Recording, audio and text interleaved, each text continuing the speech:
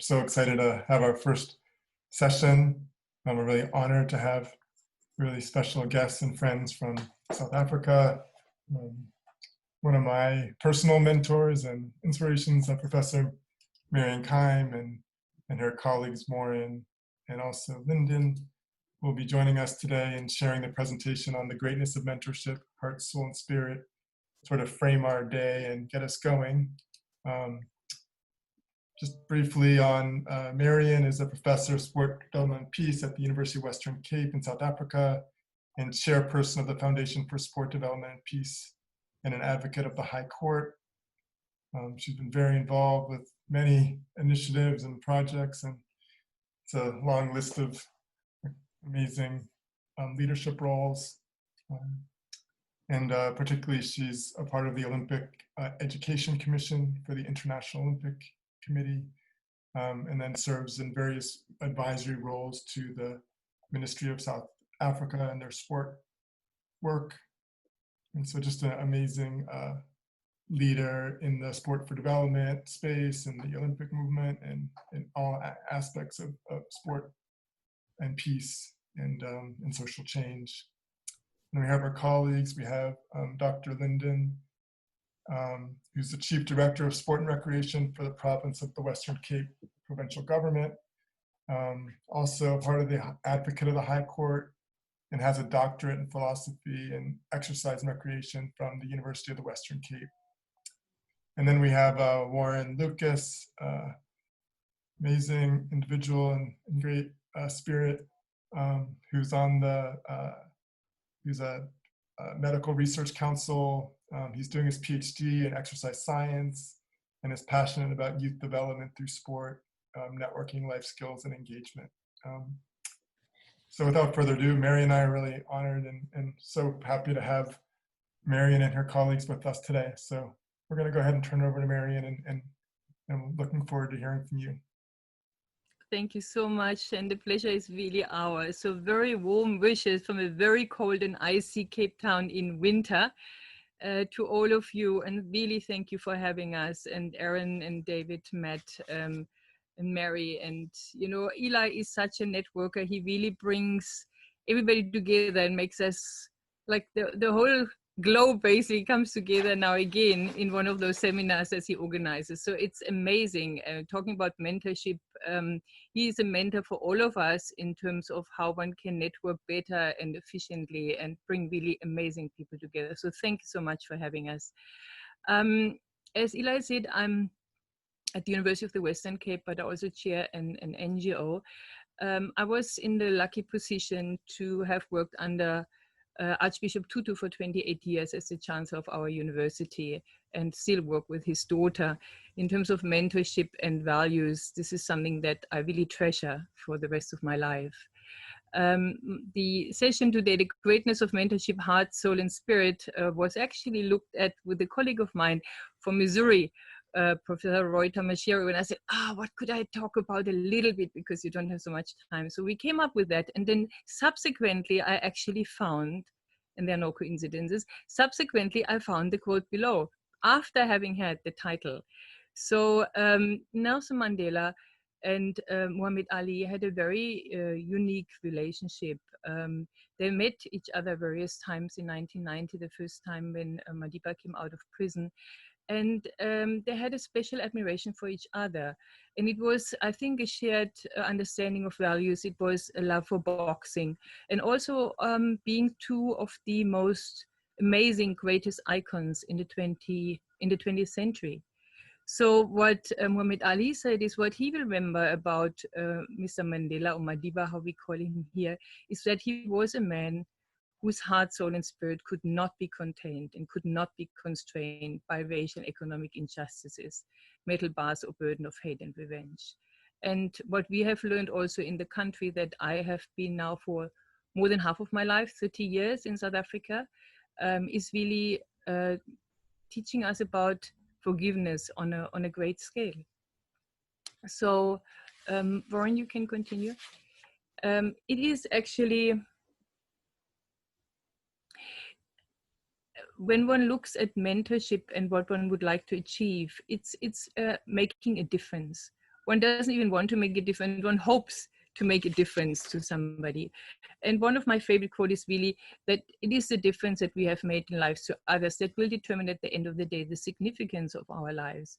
And likely or equally, Muhammad Ali had the same in terms of service of others is the event to pay for your room here on earth. So mentorship for me is actually a service. And it's a service that is touched by the heart, the soul, and the spirit. And if we go to Anahata, which is the heart chakra, and that is the chakra that we live with, that our life is colored with compassion, love, and beauty. And its principles of transformation, integration, this energy is said to brighten the earthly and the spiritual aspirations. So that means what we challenge our youth is always, do you know who you are? Do you know what you love? Do you know your sources for inspiration? Who inspired you? What moved you? What moved your heart, mind, and spirit? Because if you cannot inspire others, or unless you get inspired yourself, you cannot inspire others. So what touches people most are not the words, but the actions when they represent their values. And the values is something that goes through like a red thread also when I looked at the other presentations. So value-based approaches, we heard them from Erin beforehand in terms of the Muhammad Ali Center and its work, confidence, conviction, dedication, respect, giving, and spirituality. A lot of us work with the Olympic values to be the best that you can be, balance between body, will, and mind, respect, and friendship. Paralympic values, the courage, the determination. And then also universal values. When we look at universal values, it's really amazing what we find. Or next. It's in terms of sometimes looking at, are we coming from the Western, the Eastern, the Northern, the Southern hemisphere? But when we look at various values here, and this is not a closed list, the service, the forgiveness, honesty, commitment, respect, and responsibility are there. But what we sometimes forget when we look at the outer rings is really the inner ring, that it really comes to love, which is your self-love and your love for others. Laura, next. In terms of mentorship, it is, we have learned a vital element in youth development for any sports, for any athlete, for any student, for any youngster. And when it occurs when a mentor is actually willing to invest time in your personal development, whether it's a student or an athlete or a child, as David said, when there is a trusting relationship, and when a mentorship plan gets developed, which is a concrete plan actually, look at the needs and the interests of your mentees, to recognize them, to understand them, and fulfill them. So mentoring success principles that we can measure actually is a commitment in terms of your time and vulnerability and process, also being vulnerable both sides. The meetings, regular meetings, prepared meetings, the process, which is your active listening and your feedback, and then review what has worked, what doesn't work, where can we improve. So I just gave an example. We always do mentorship plans with our students. We have done that over the years, where you have your mentorship objectives on the left, for example, then you have certain activities, and then you give a progress report to the students on the right-hand side. So this is something that we can also share in terms of how we do that, and then the time allocation that the mentee is prepared to put into the various objectives. When we speak about mentorship, it is capacity building. We building capacity in terms of leaders, in terms of change agents, in of sport development and peace. So providing mentorship also means providing career guidance, have a look forward, providing guidance, especially in the times now that we are in terms of COVID, for entrepreneurs, small business, innovative approaches, providing leadership skills and supporting young athletes to reach their potential. And to attend seminars, webinars, workshops. We sent that out. Your conference is exactly what Eli and his team is organizing here. And with the mentees, also providing practical support to the communities in the field that we are passionate about. And not to forget also the monitoring and evaluation piece. So when we look at mentorship, it is soul, heart, and mind, because it covers the peace, yourself, happiness, fulfillment, harmony, love, and intelligence. So knowing yourself is something really ancient. If you go to the Oracle of Delphi, you climb up the stairs in Greece, you find the Oracle of Delphi, and it says the first principle is know thyself, and the second is everything in moderation. So know thyself, know yourself, be part of the process that brings positive change in terms of capacity building and leadership, using a values-based approach that everybody has to see what are our values, how do we want to go forward as an individual, as a collective. And I think it's more important in the days that we live now, in those unusual times, than ever. And then there's something great about everybody. So treating people as special and unique, no matter where they come from. And develop a detailed mentorship plan with your mentee. So passion and enthusiasm and courage and love and care, these are infectious. So showing them wherever you go, whatever you do, is something that we strive. My personal guiding mentoring principles, and I can speak to my two colleagues who are younger than me, but they are also mentors to me, both of them in big ways. It doesn't have to do anything with age or background or experience. It isn't, because everybody has something that you can share with everybody else. So with my team, what I can see, and this is not only the two that you see, but also from our foundation, the colleagues there, the personal mentorship principles that we have is a belief in the best of others and a care for others from within. And that care includes the heart and the soul and the spirit. So yes, what David said earlier on, we have an African saying, it takes a village to raise a child. And that means a whole community to work together to raise the next person to be the best that they can be. So I'm really, really delighted to hand over to Lyndon and to Warren. Thank you so much. Thank you, Professor Marion, and good afternoon, Eli and colleagues. I will also be doing a short presentation that Warren will be assisting me with as well. So thank you very much for the invitation as well. So I wanted to just reflect on my mentoring journey as well, because I think it's important to know that mentoring starts in the home. And my first mentors were, of course, my parents. And I think most people, if they are lucky, they have their parents as their mentors.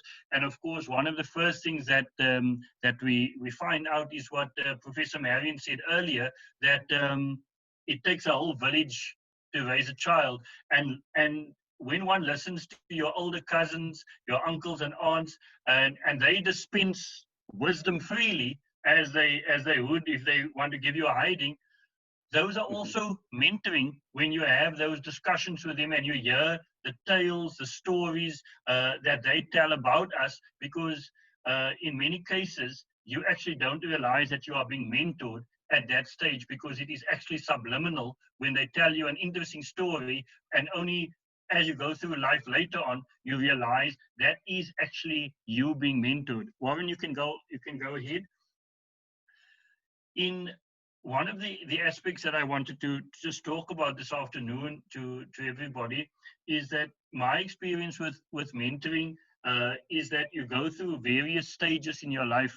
When you get to school, particularly high school, your teachers become your immediate mentors, because your teachers are the first line. You normally engage with them.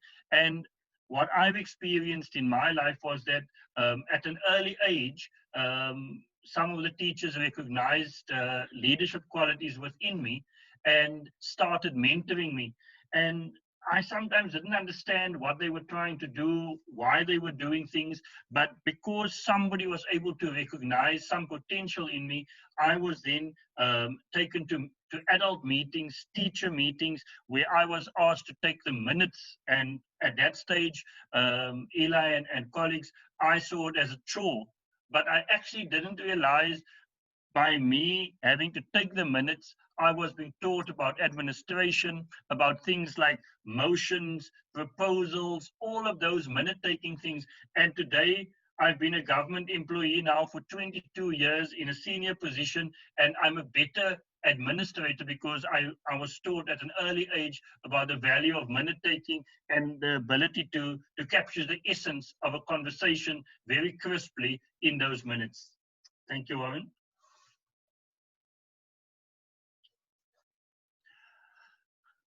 One of the interesting aspects when you get to university, you actually realize that mentoring doesn't only have to be the teachers. You also have fellow students that can also be your mentors. In many instances, I have found that when you engage, particularly at the university level, your mentors will remain with you for quite a long time in life because you share commonality, academia, number one, and many times you are able to share your ideas with your professors. In my case, Professor Marion, who is still one of my mentors, allows me to bounce ideas around with her because in my position as the Chief Director for Sport and Recreation, it is always important to be able to take words of wisdom from others when you have to make important decisions, particularly about people and when there's money involved. And for me, the ability to have objective, independent advice from others is always so important. And I have found that Professor Marion and one or two of the other lecturers I still have touch with, they can help me to guide me in taking correct decisions as well. So I think the influence from senior mentors on your thinking and your decision making is very important. Thanks, Warren.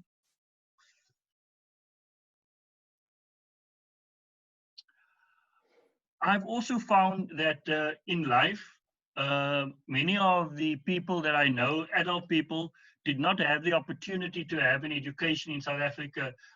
Education is expensive in South Africa, and many people did not have the wherewithal in terms of the funding to be able to go to university or technicons. But I found that that is not a bar to be a mentor. Many people that I consult with do not have any tertiary education, but that does not mean that they cannot be your mentor. So for me, the life experience that Professor Kaim has spoken about, that for me is indispensable because you can't buy that. So for me, a mentor with their life experience is very, very important. So I certainly believe that you must have some relationship, and it does not always have to be a formal relationship. It can be an informal relationship that you form with somebody as long as you value their advice. Thank you, Warren. One of the interesting mentors that I have is, in fact, my wife's grandmother. She's 85 years old. She lives with us. And every evening after I finish my work, I actually go have a cup of tea with her and I will chat to her about anything. And because she has this wide experience in life, she's able just to freely talk to me about anything. And I value that. Just if I'm struggling to grasp something, or maybe I had a difficult colleague or a difficult meeting, she will just give me some words of advice. And without me realizing it, over this last year, at the age of 85, Denise's granny, Denise is my wife, has become one of my mentors. And that has always been very interesting. I can tell you, both myself and my granny look forward to my afternoon 5:30 visits when I get to her place in the afternoon. Thanks, Mohammed.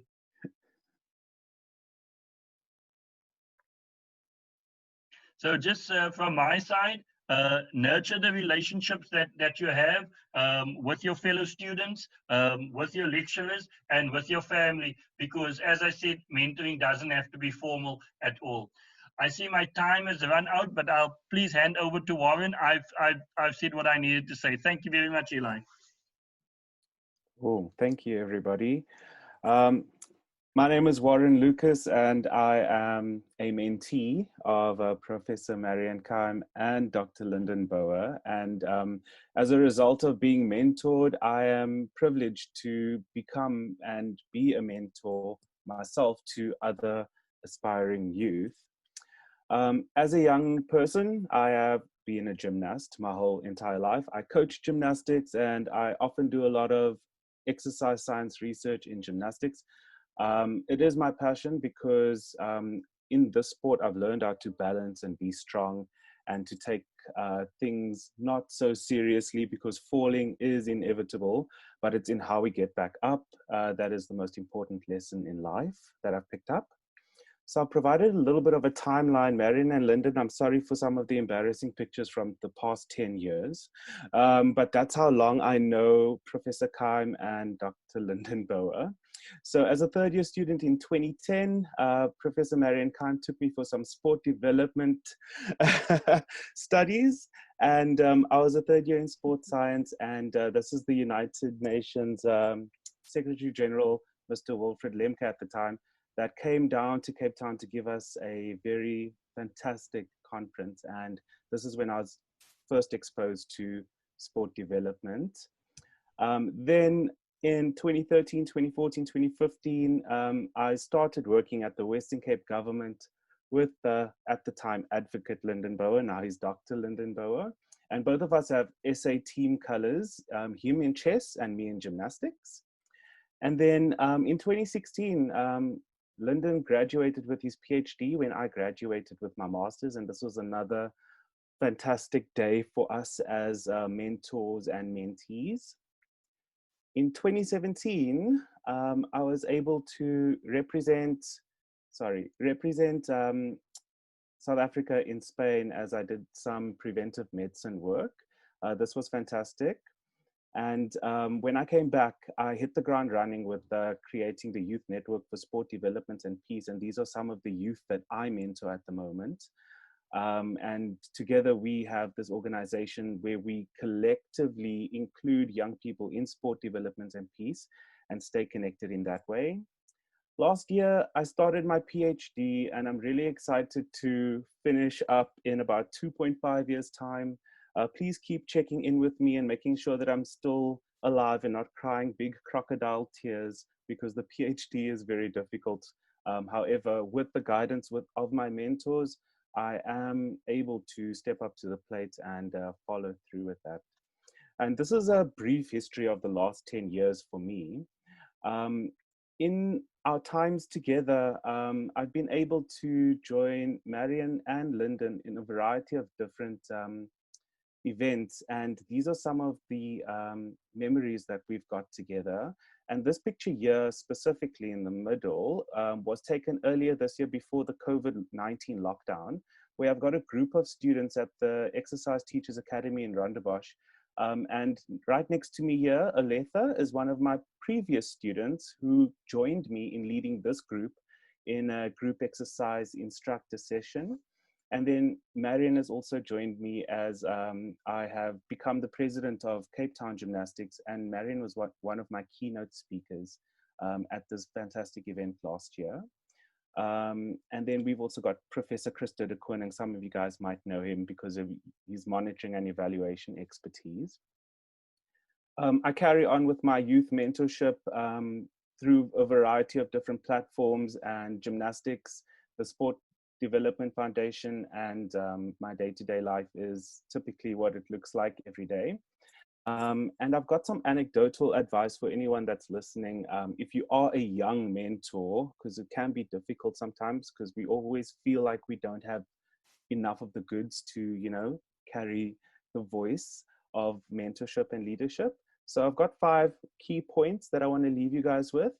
First and foremost, say yes. Every task, activity, project, and duty in the workplace is a potential opportunity to expand the self. Secondly, ask for help. If you don't know how, someone else will most times will definitely say yes to teaching you. And if you ask, you will receive. Stay in touch from time to time. Send out an email, say hi, keep your connections alive. Number 4, collaborate. Combining ideas leads to change on bigger scales. Collaboration is recommended for all young people. And then take stock. This is my most important thing that I do every day. I do a self-inventory, and I always try and find out where I'm at, what my reflections are, who do I owe an apology to, how can I make my life better? And I leave it in yesterday so that when I get to the next day, it's in the past and I can be present. Lastly, Confucius once said that if you love what you do, you will never have to work a day in your life. Last month was Youth Month in South Africa, and I was featured as a PhD student with the Medical Research Council because apparently I'm doing some great work. So I wanted to leave you guys with this message that if you love what you do, you will never have to work a day in your life, and just stay connected with everybody that you come across, and yeah, be the best version of yourself. Thank you very much.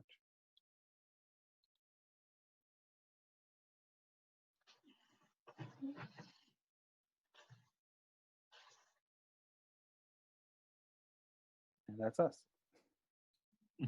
Wonderful. Excellent. Thank you so much. That was amazing. Amazing start. for our first conversation and kicking us off. We're just starting to receive a few. Yeah, there's a great comment here, just in terms of like, the process of mentoring and how we need that support, and what are the critical factors that bring us together. Yeah, I guess I thought it would be great to follow up, with the question and Mary and I can perhaps throw a few questions as we begin. The question that occurs to me kind of as I hear getting us started, has to do with kind of the role of these powerful world leaders. So we kind of have the Mandela and Muhammad and Obama and, many people in our world, select people in our world that really stand out and kind of have this kind of global mentorship role.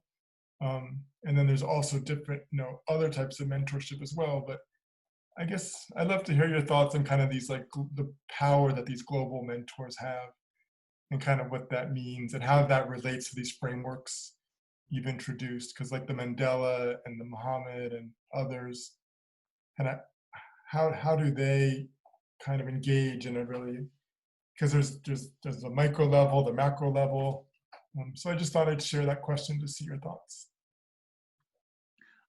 Eli, if I could perhaps venture an answer, I think the principles that Nelson Mandela has stood for has transcended South Africa, and because his story is such unique that after 27 years he came out of prison not being bitter, but said that we should have reconciliation, and that saved South Africa probably in 1990 from going into a civil war situation that would have been devastating for our country. And I think because of those principles, the things that Nelson Mandela then said and what he stood for has then become universal guiding principles that other leaders around the world and normal people such as ourselves were able to adopt as well. And I think for me, what Madiba then has said, and through his books and works, and when one listens to his speeches, he's always quoted by most world leaders, and we listen to those words of wisdom, because if we didn't, some of us may not have been given the opportunities that came our way. Thanks, Eli. Any other comments on? We have some questions now that are coming in, so we can. But if anyone else wants to respond briefly, then we can keep going to the questions. I think it is the inspiration. If you have somebody that is a leader of a country who has survived what Nelson Mandela has survived and has a different approach, like of reconciliation and forgiveness, you feel just humbled. I mean, I come from Germany, where we had the Nuremberg trials and our own share of baggage and history to South Africa, and you feel humbled when you work here with the people that have had a different experience and are willing to share it. And it's just that there was one comment here in terms of curious to know the panelists sort of having mentors that look like us and working with girls of color and how essential. I think this is a very interesting comment. I'm the only white woman in this trio. If you would have to speak to Warren and Lyndon, how they feel and what they represent. But my mentors in South Africa have been anything but white people. Where I work, where I live, where I work in communities, it's not a matter of color for me at all. It's a matter of your heart and what we talked about beforehand. So just a very brief one to this one. Hi guys. I just want to address that question. Yeah, great. Yeah, I would like to take a swing at that one. So there is sometimes a lot of experiences can be lost in translation. So as a mentor, regardless of the person's ethnicity or color, what we need to do is be empathetic and learn how to put ourselves in the shoes of someone else so that we can understand their perspectives. In doing so, we are able to then navigate alongside that person to find a way to some kind of success, freedom, salvation from whatever is holding them down, and then walk with them on the journey to that experience. So that's my take on mentoring people of different ethnicities. Yes. Excellent. We have just a question about sharing and so forth. And so, yeah, Mara, yeah, everything will be shared.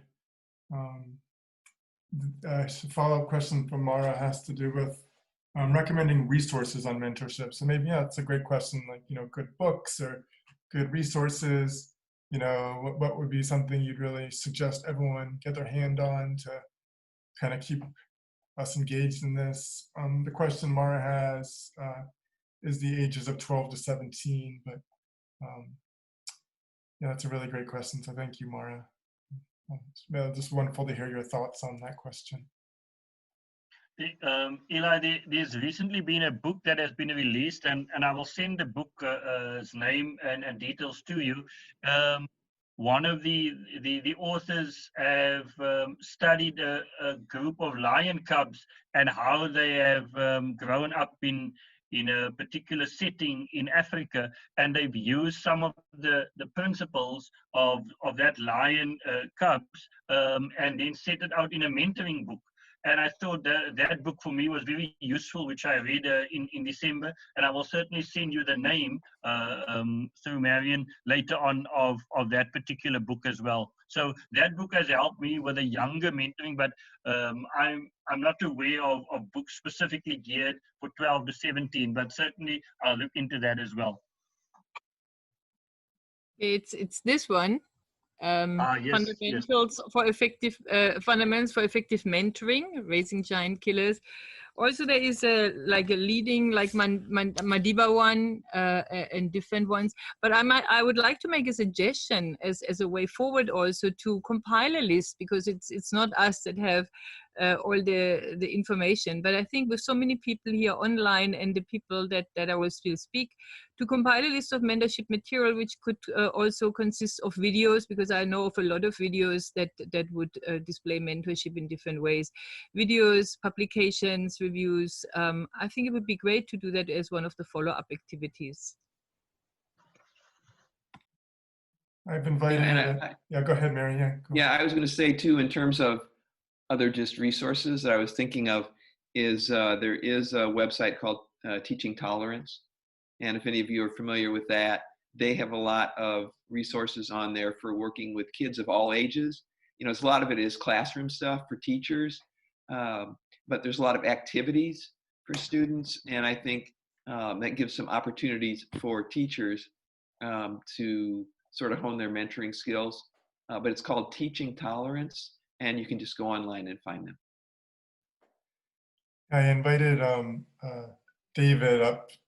He's one of the hosts of the conference with Mentor, and I just thought perhaps David had a great comment about other kinds of resources and suggestions, and I thought it might be nice to just share, if David would be willing to share, or also if you have any questions or comments reflecting on what Marion and her colleagues have shared at the global level.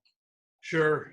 Thanks, Eli. I thought you just missed seeing me. It felt good. Yeah, I got this chat that said the host would like you to share your video. It felt very official. Yeah.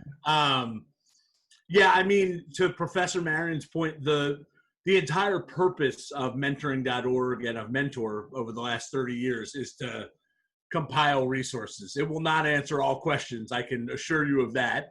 And there are lots of different takes on different forms of mentoring. And some things will be culturally relevant and in different places around the US and around the world. But mentoring.org is a great place to start. Everything's free on there in terms of all sorts of resources, from videos to books to requesting training if you're in America through the National Mentoring Resource Center, again, free. And even this question, we have an entire suite of resources on racial justice and mentoring across race and ethnicity, and the great question that was asked about identity.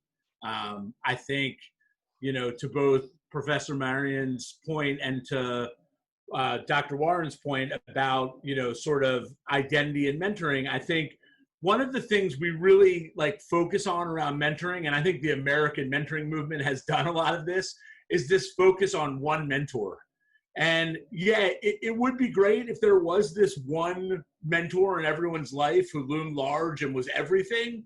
But the way this really transpires in life, for those of us who are sort of mentor privileged, is that we have lots of mentors to turn to at different times.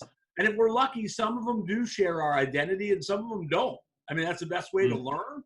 And so I think the question of whether you can mentor across race or ethnicity or generation or country or language has a lot to do with, do you have a lot of complementary mentors in your life? And our goal should not be for every young person and every person to have one heroic mentor. It should be for them to have mentors for different things. And some mentors, by the way, who have the wisdom to say, I'm not the mentor for this. Let me find you a better mentor for this moment. I mean, that's the best kind of mentor there is. So anyway, I would just great. No, thank you. Yeah, maybe to reflect on that, maybe Marion or Warren or Lyndon to just feed off of what David had shared. I think that would be great.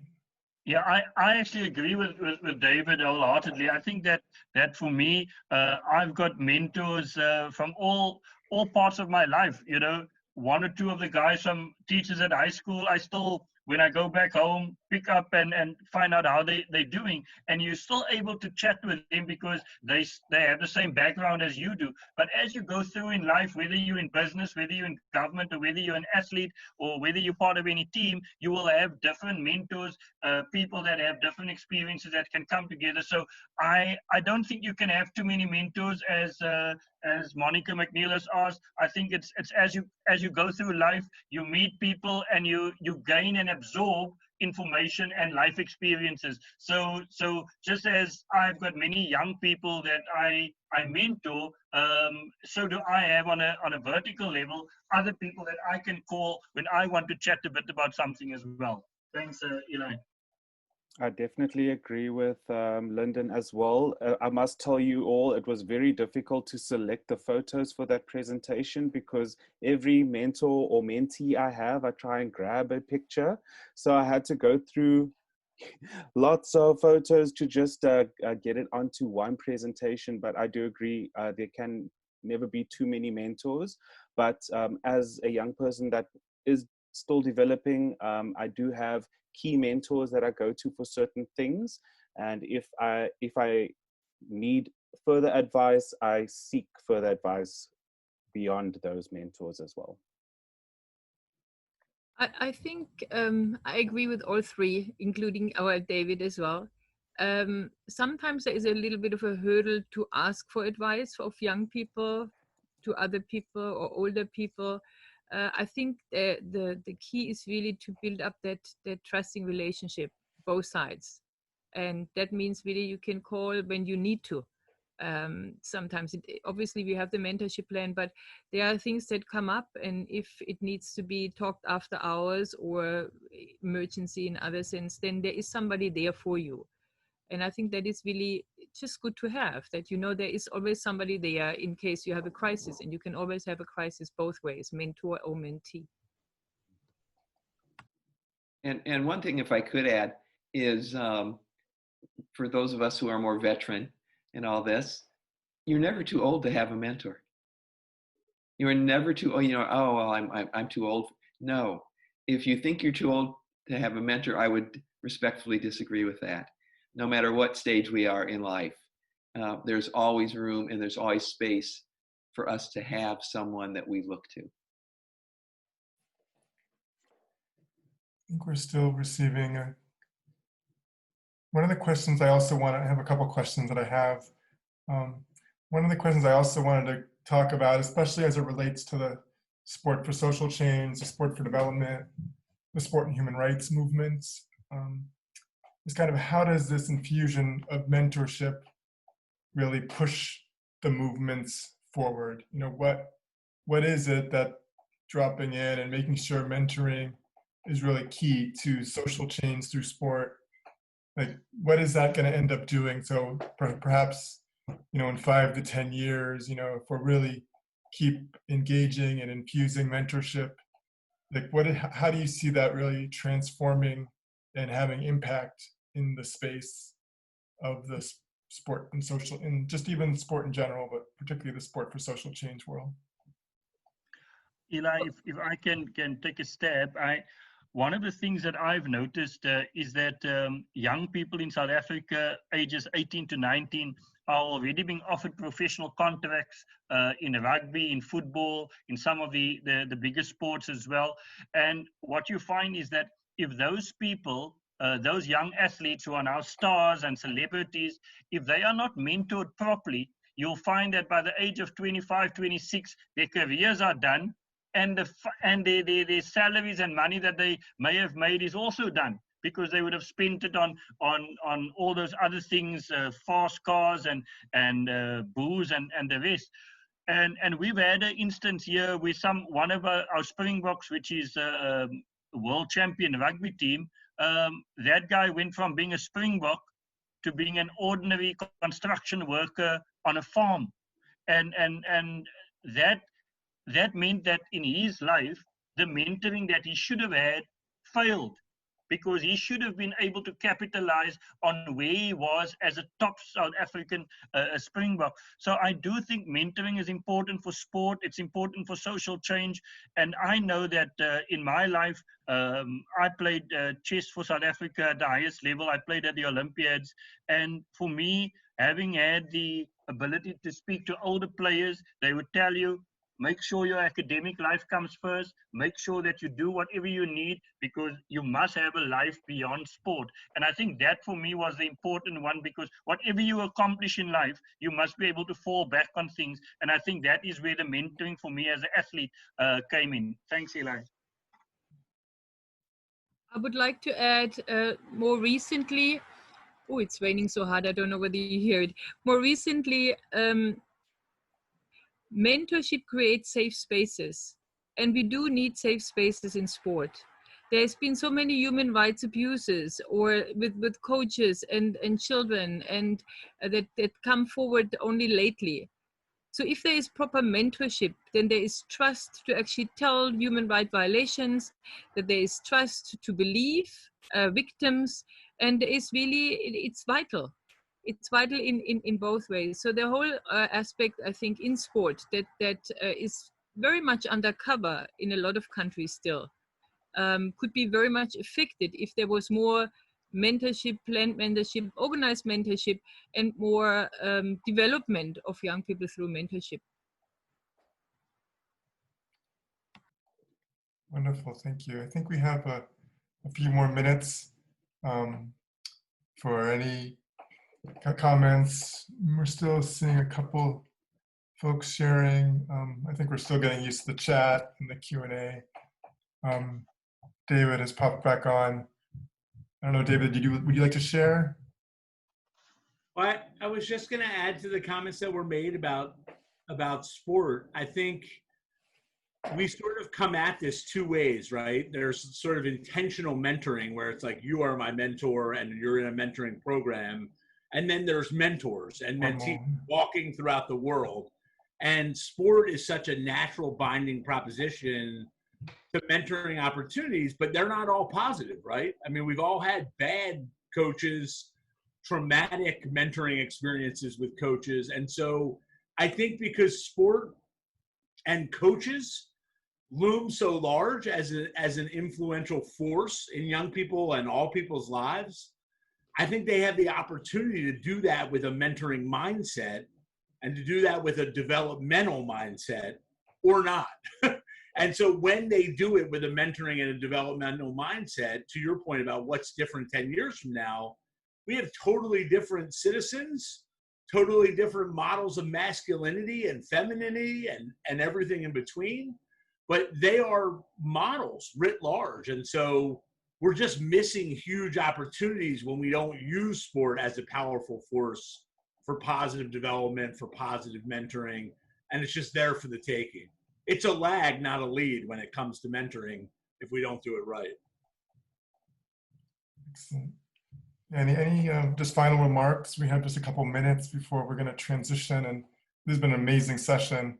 But yeah, I wanted to provide just a couple minutes for the three of you to sort of any reflections or any leave behinds, kind of final words. But thank you so much. It's been a wonderful session.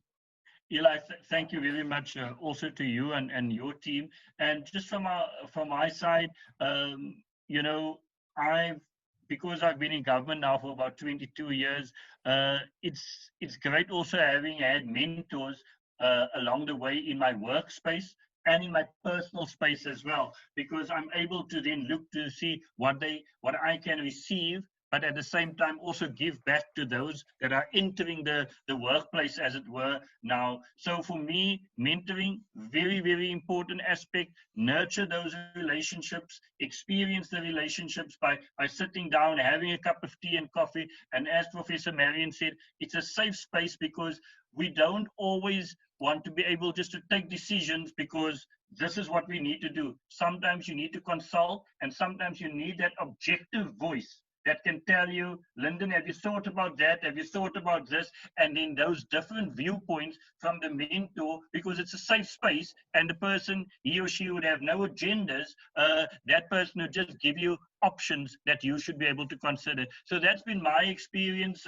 I've had a very positive experience with mentoring as a whole. So for me, mentoring is important, and I would urge everybody, as Mrs. Dr. Mary Hamza said, you're never too old to have a mentor. Thanks.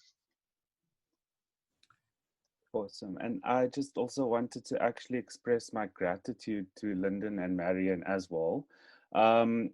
As a young person, this has been a very rewarding, gratifying experience to be in this panel with you guys. And then also to Eli, your team, and everybody that's in attendance, to please continue doing the work that you're doing in mentorship and in sport development. We need you, and we look up to you every day. So thank you so much again for giving us the space. It's been absolutely incredible. And for me, it was a very humbling experience to share with Warren and Lyndon. And these are two representatives. We have a lot of youth in Warren's group and also under Lyndon that are very similar, and that includes females of different ages as well. I think in terms of the mentorship, you play so many roles. You are a friend, you are a counselor, you are a critical friend. Sometimes you're an open ear, and sometimes you have to share your own sorrows as well. It's just, this is the greatness of mentorship, because it really affects you, how you are, who you are, and you play it forward. And so with those words, and thank you again to my co-panelists and Eli, big thank you. And it's so nice to see all the people. It's like a huge family here. Please keep it up. And also the sharing of those different mentorships ideas across continents and cultures. I think that is something that I'm looking forward throughout the day. I hope the power is not cut in South Africa, but I think that is important, and I hope it's one of many seminars. Thank you, Ian and David and Matt and Eli and Mary for making that happen very much. Thank you, guys.